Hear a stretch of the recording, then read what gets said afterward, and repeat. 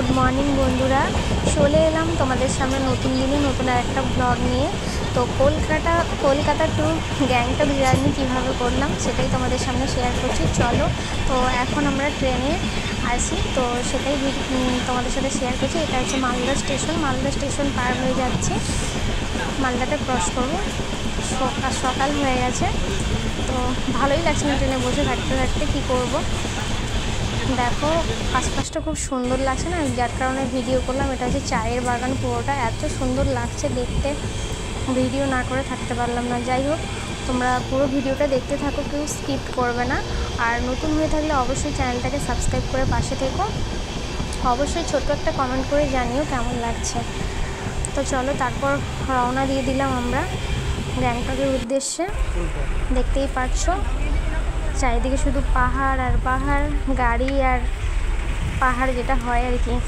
তো এই চলছে, শুভযাত্রার শুভ সূচনা শুরু হলো এখন থেকে। আর দেখতেই পাচ্ছ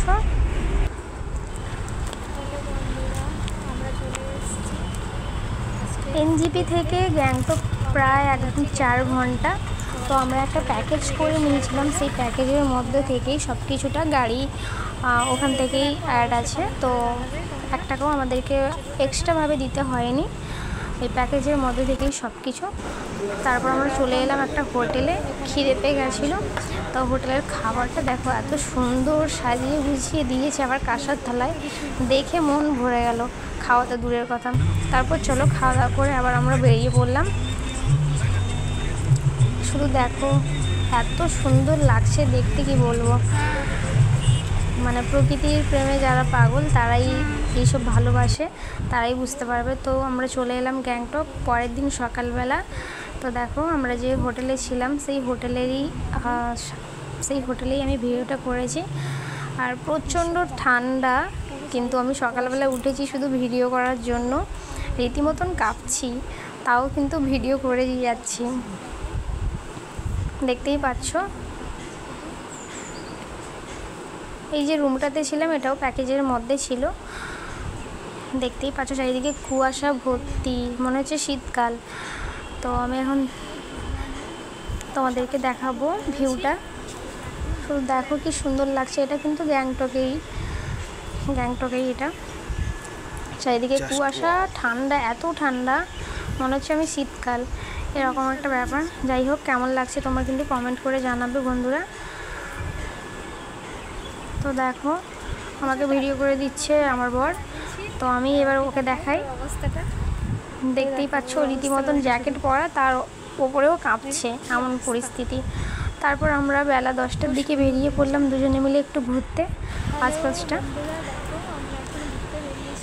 তারপর দেখো দুজনে মিলে হাঁটছি, আর আমি তো ভিডিও করতে ব্যস্ত। ও খুব একটা ফোনের সামনে আসতে চায় না, তাও কিছু করার নেই, আমি যতটুকু সময় জোরজার করে ভিডিও করি তাই করে। যাই হোক, চলো তারপর আমরা রওনা দিয়ে দিলাম নর্থ সিকিমের উদ্দেশ্যে। তো এই যে বর্ডারটা দেখতে পাচ্ছ, এটা হচ্ছে নর্থ সিকিমে যাওয়ার বর্ডার। তো চারিদিকে সিকিউরিটি বলছি, বর্ডার পোস্ট। তো এখানে একটা রুলস আছে, 2টো বেজে গেলে তারপরে আর গেট বন্ধ হয়ে যায়, কাউকে আর যেতে দেয় না। তো যাই হোক দেখো বর্ডার পোস্টের আর্মিগুলোকে দেখো, সত্যি স্যালুট জানাই ওনাদেরকে, ওনারা আছে বলেই আমরা আছি। আর এটা হচ্ছে তিস্তা নদীটা দেখছো, সবাই এখানে দাঁড়িয়ে ফটোশ্যুট করছে। আর ওইদিকে দেখতে পাচ্ছ গাড়ির লাইন করে একেবারে দাঁড়ানো, মানে পাহাড়ের রাস্তা তো বুঝতেই পারছো যারা গেছো, একদিক গাড়ি গেলে আর একদিক হচ্ছে সাইড দেওয়ার খুবই অসুবিধা, মানে খুবই রিস্কের একটা ব্যাপার। যাই হোক, নদীর জলটা দেখো, একদিকে সবুজ একদিকে সাদা, এখানে ভিউটা এত সুন্দর, সবাই দাঁড়িয়ে ছবি তুলছে। আমাদেরও গাড়ি দাঁড়িয়েছিল, কিন্তু আমি নামিনি, এত ঠান্ডা। তো চলো আবার যাত্রা শুরু হলো। তো পাহাড়ের রাস্তাগুলো শুধু দেখো, এই ওপর থেকে নিচের দিকে তাকালে মনে হয় যে একদম শেষ জীবনটা, এত ভয় পাচ্ছিল। আমার তো মনে হচ্ছিল রীতিমতন আমি বাড়ি চলে আসি, কিন্তু কিছু করার নেই, গেছি যখন পুরোটা তো দেখতেই হবে, তাই না। এবার দেখো যেখানে বিকেলবেলা আমাদের গাড়ি দাঁড়িয়েছিল টিফিনের জন্য, তো আমি ভিউটা দেখাচ্ছি তোমাদেরকে। রীতিমতন বৃষ্টিও হচ্ছে, রোদও বেরোচ্ছে, সব কিছুই একসাথে। আর দেখো ওয়াটারফল, গাড়ির মানে ভেতর থেকেই এটা করেছি, কারণ গাড়ি জ্যাম্পে দাঁড়িয়েছিল সেই জন্য। আর ওইখানে মাঝ রাস্তায় নামার কোনো সিন নেই। তো আমরা চলে এসেছি নর্থ সিকিম। তো আমরা পরের দিন সকালবেলা এটা ভিডিওটা করা, নর্থ সিকিমে যে হোটেলে আমরা ছিলাম সেই হোটেলেরই ভিডিও। তাই এটা দেখতে পাচ্ছ, এই যে ফুলটা ধরে আছে এটা হচ্ছে আপেল গাছ। তো চারিদিকে শুধু বরফ আর বরফ, আর রীতিমতন বৃষ্টিও পড়ছে। আর ঠান্ডা, মানে প্রচুর ঠান্ডা, মানে শীতকালেও আমাদের এত ঠান্ডা পোহাতে হয় না, এমন একটা ব্যাপার। তো চলো আমরা নর্থ সিকিমে চলে এসেছি। এটা হচ্ছে 0 পয়েন্টে। তো 0 পয়েন্টে দেখো বন্ধুরা, মানে ঠান্ডা আমি তোমাদের আর বলতে পারছি না, এত ঠান্ডা দেখেই আমাকে বুঝতেই পারছো। আর সবাই এখানে চলে এসছে রীতিমতন। এখানেও নদীর ব্যাপার আছে, আর জলগুলো এত ঠান্ডা, চারিদিকে শুধু বরফ আর বরফ। আর পাথরে যেখানে সেখানে ফুল ফুটেছে, এত সুন্দর লাগছে দেখতে। যে পাথরেও যে ফুল ফোটে এই প্রথম আমি দেখলাম। যাই হোক, খুব সুন্দর লাগছে। এইদিকে দেখো আমার বরকে, ওর অবস্থা খুবই খারাপ, ওর রীতিমতন শ্বাসকষ্টও শুরু হয়ে গেছিলো। আমি নিজেকে নিয়ে ভয় পাচ্ছিলাম, কিন্তু আমার কিছুই হয়নি। আমি রীতিমতন টুপি টুপি খুলে দিয়েছি ভিডিও করার জন্য, ফটো করার জন্য। তো ও সবাইকে হাই বলছে। তো দেখো চারিদিকে শুধু বরফ আর বরফ, আমি তো বরফের ওপর বসেই ভিডিও করছি। আবার দেখো অনেক জোরজার করার পর ও হচ্ছে একটু বরফ নিয়ে ভিডিও করলো, এইটুকুই বাস ওর কাছেই। তো চলো, তারপর দুজনে মিলে কিছু ফটো তুলে নিলাম, একটু ভিডিও করে নিলাম। দেখতেই পাচ্ছ প্রচুর লোক। এটা হচ্ছে 0 পয়েন্ট, আর খুবই সুন্দর একটা জায়গা, কিন্তু ঠান্ডা প্রচুর। যাই হোক, দেখতেই পাচ্ছ খুব সুন্দর একটা জায়গা।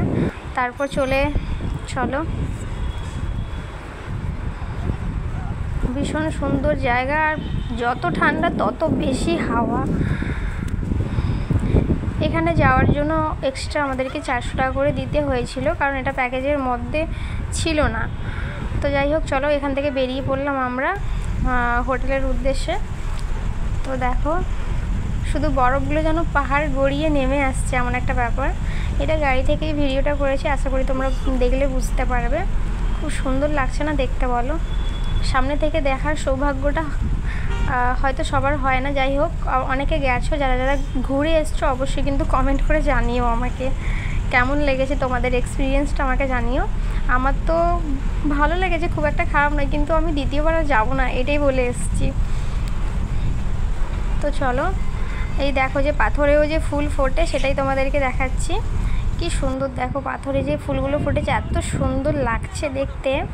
আর রীতিমতন আমি তো শুয়ে পড়েছিলাম, ওখানে শুয়ে পড়েও ছবি তুলেছি, ভিডিও করেছি। এটা হচ্ছে ইয়াংথাং ভ্যালি। তো ভ্যালিটা দেখো, এখানে প্রচুর হাওয়া দিচ্ছে, আর এখানে প্রচুর ঠান্ডা, ওই বরফের থেকে এখানে খুব ঠান্ডা। তো আমি রীতিমতন এখানে গাড়িটা দাঁড় করিয়ে দিয়েছিল, এখানে আমি একটুখানি ভিডিও করে নিলাম। তো দেখতেই পাচ্ছ। তোমাদেরকে একটা জিনিস শেয়ার করি এবার। চারিদিকে শুনশান, এখানে খুব একটা বেশি লোকজন দাঁড়াচ্ছে না। আর এই যে রাস্তায় গাড়ি দাঁড় করিয়ে দিয়েছে, আমরা হেঁটে হেঁটে যাচ্ছি, এই ওপরটাতে হেঁটে যেতেই পা ব্যথা হয়ে গেছে আমাদের, এমন একটা পরিস্থিতি। পাহাড় মানে বুঝতেই পারছো। আর এই যে দেখো বন্ধুরা, এটা হচ্ছে জ্যাকেট পরা গরু। আমরা একে নাম দিয়েছি জ্যাকেট পরা গরু। তার কারণ হচ্ছে এখানকার গরুগুলো এরকম পরিস্থিতি, দেখতেই পাচ্ছ। তো আমরা পৌঁছে গেলাম গ্যাংটকে নেক্সট দিন। তো দেখো এখন আমরা বাজে সকাল 9:30 মতন, আমাদের 10টায় রুম খালি করতে হবে। তো আমাদের হচ্ছে রেডি হওয়ার পালা। তো আমি তোমাদেরকে বলছি যে আজকে আমাদের গ্যাংটকের লাস্ট দিন, এটা হচ্ছে থার্ড দিন। তো চলো, দেখতেই পাচ্ছ, এবার আমরা রেডি হয়ে বেরিয়ে পড়বো বাড়ির উদ্দেশ্যে। শেষ যাত্রা আমাদের গ্যাংটকের। এই তৃতীয় দিনের রুমটা তোমাদেরকে দেখালাম, খুব সুন্দর। এখানে কোনো ফ্যানের কোনো ব্যবস্থা নেই, এসির কোনো ব্যবস্থা নেই, যেহেতু ঠান্ডা। তো দেখো আমরা বেরিয়ে পড়েছি রীতিমতন বাড়ির উদ্দেশ্যে। তো চলছে। তো আমরা যাওয়ার সময় যেই হোটেলে খেয়েছিলাম, আসার সময় ঠিক একই হোটেলে খেয়েছি। খুব সুন্দর, এত সুন্দর খাবার দাবার এখানে দেয় না, দেখলে মনটা ভরে যায়। তো দুজনে, একজন ভেজ থালি, একজন চিকেন থালি নিয়ে নিয়েছি। তো দুজনে মিলে খেতে শুরু করে দিয়েছি। অনেক তরকারি, কোনটা দিয়ে খাবো বুঝে উঠতে পারছি না, বিশাল ভালো খাচ্ছি।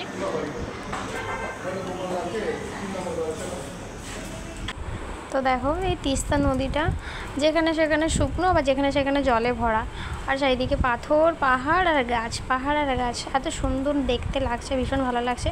তো আমরা চলে এলাম এনজিপিতে, এখন ট্রেন ধরার পালা। এখন বাজে রাত্রি 8টা। তো আমরা ট্রেনের জন্য অপেক্ষা করছি, ট্রেন আসলে উঠে পড়বো। আর ও যেখানেই থাকে শুধু ফোন দেখতেই থাকে।